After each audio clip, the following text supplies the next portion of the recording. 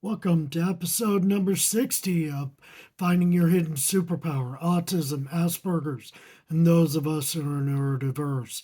So, today in episode 60, I'm going to piggyback on the last episode, but this is a new article that just came out technically yesterday in it's called SciTech Daily. I will put a link to it down below. So, title is Gene Mutation Linked to Autism Found to Overstimulate Brain Cells. So, Rutgers University just did a study. A lot of the times these brain studies cannot be done on humans because it would be unethical and it would be highly damaging to anybody. So what they did was they took brain cells and what they were looking at is the work illustrates a potential for a new approach to studying brain disorders, scientists say. Describing the study in the journal Molecular Psychiatry, researchers reported a mutation R451C in the gene called Neuroligin 3, known to cause autism in humans, was found to provoke higher levels of communication among a network of transplanted human brain cells in mouse brains. They can't do this on humans because they usually kill these mice afterwards to look into their brains to figure out what's going on. And so you don't want to do that to humans. This overexcitation quantified in experiments by the scientists manifests itself as a burst of electrical activity more than double the levels seen in brain cells without the mutation. We were surprised to find an excitement, not a deficit, says Jinping Peng, an assistant professor in the Department of Neuroscience and Cell Biology in the Child Health Institute of New Jersey at Rutgers, Robert Wood Johnson Medical School, and senior author of the study. This gain of function in these specific cells revealed in our study causes an imbalance among the brain's neuronal network, disrupting the normal information flow. So, what they're finding is that there's too much electricity in some parts of the neurons, and that is causing havoc in the brain. And so it's causing inefficiency in the brain. So it talks about the interconnected mesh of cells that constitutes the human brain contains specialized excitatory cells that stimulate electrical conductivity, balanced by inhibitory brain cells that curtail electrical impulses. So there's a balance, a yin, a yang. There's a flow up, down, and they're finding the balance.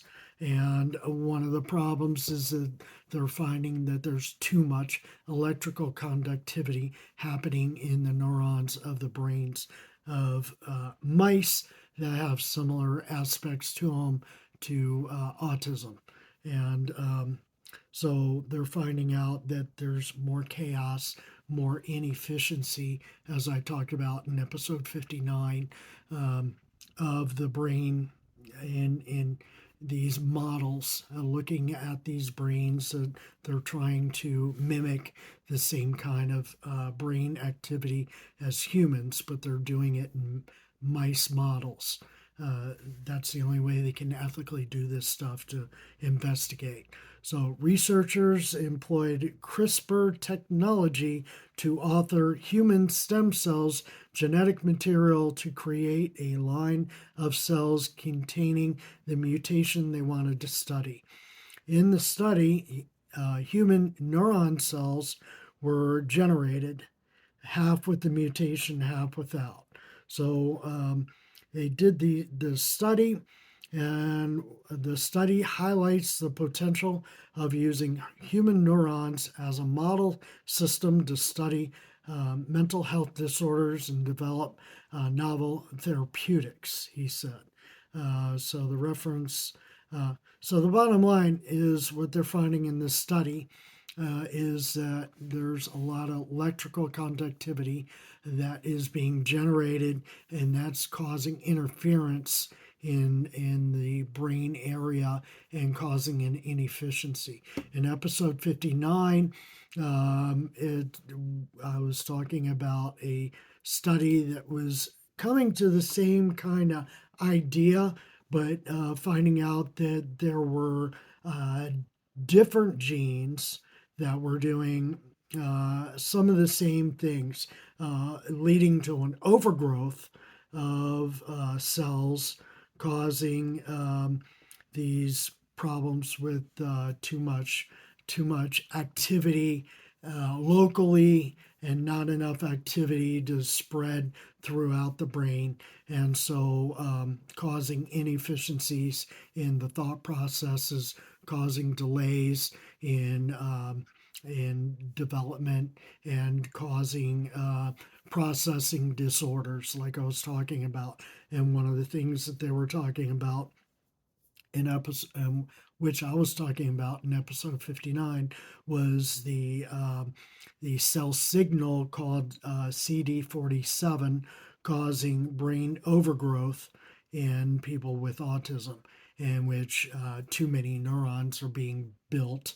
And then also this other study piggybacking on that, saying that there's too much electrical conductivity, so in certain areas.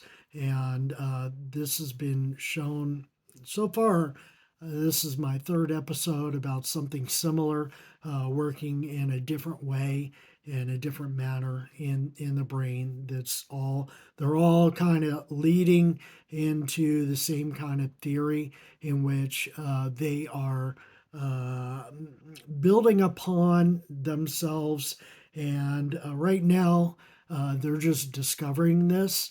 So there are no cures for this.